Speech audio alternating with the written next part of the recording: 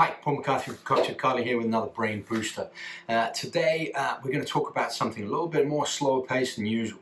While it is really important to keep our brains engaged and keep them busy and help them grow, it's also important that we allow our brains to recover. Recovery is not just laying down and going to sleep, although that's incredibly important. We need to get out and find different environments, especially in this time where a lot of people have been isolated indoors. Go out, enjoy nature. One of my favorite terms over the past year or so that I've heard is called a tree bath. You know, walking in the forest. It's going to be very good for your mental and cognitive health. And other things you can do to recover, do things that don't require you to think too much. Watch a really bad movie or TV show. Go enjoy some time with friends. Just sit and chill and have downtime. That's really important. And one of the things that's really important throughout all of these is how we breathe. And breathing is an important part of our recovery, an important part of our life in general. I want to go through 3 different types of breathing that I find important. First one is relatively simple. I just call it conscious breathing.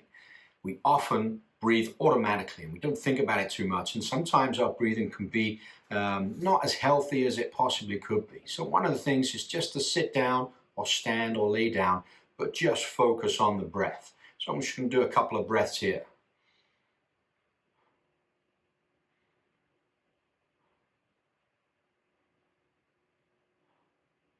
So what I noticed during those 3 breaths was that I'm breathing kind of up into my chest. My exhalation is just kind of being released. And I'm pretty shallow, pretty narrow breathing there. Not breathing in a lot, breathing out a lot. And so one of the things to change that, help change that, is I remember to do my belly breathing. I breathe into my belly so that I can get a bigger breath, more oxygen getting in, and I'm not breathing up to my chest, which sometimes creates a lot more tension. So this is belly breathing. I'm going to do it by placing my hands over my belly and making sure that it's coming in and out rather than my chest expanding.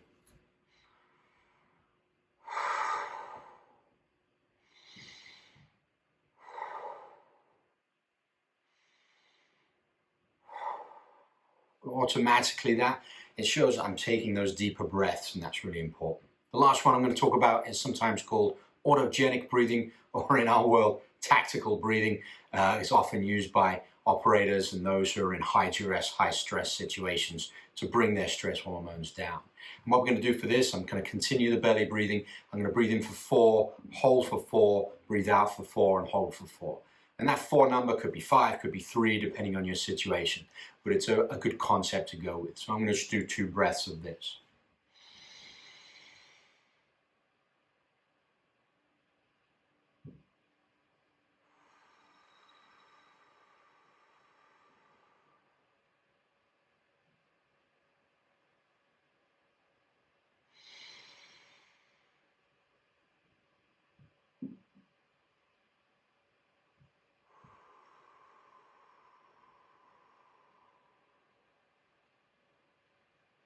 And that really calms you down. It slows you down.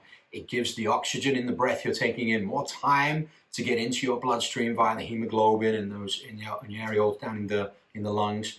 And it really does control those stress hormones. So I highly recommend doing one of or all 3 of these once a day, twice a day, a few times a week, as much as you can, to help that brain recover from all of the busy work that we do throughout the week. The last thing I'm going to show is how we breathe while we're moving, and that's a really important point.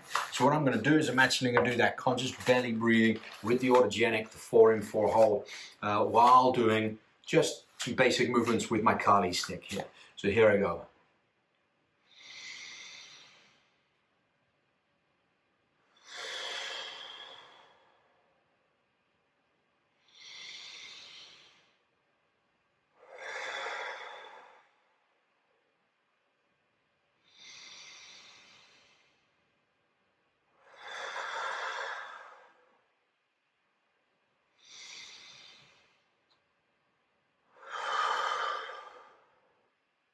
Slowing down our movement is great for technical skill learning, to see whether we know it very well or not, and it's great to combine our breathing with our movements.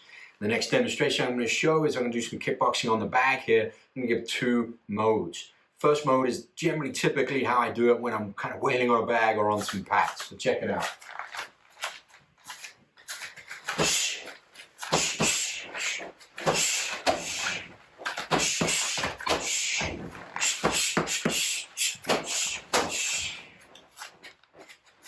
You can see I'm doing some really forceful exhalations there. I'm breathing out with the effort, and that's typical with high intensity exercise.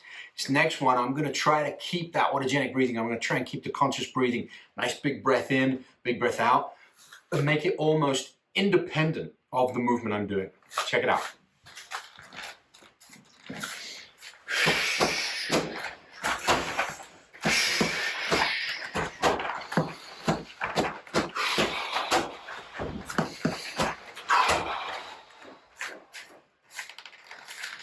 And what that does, it actually allows me to have a greater endurance in doing kind of high intensity exercise like that.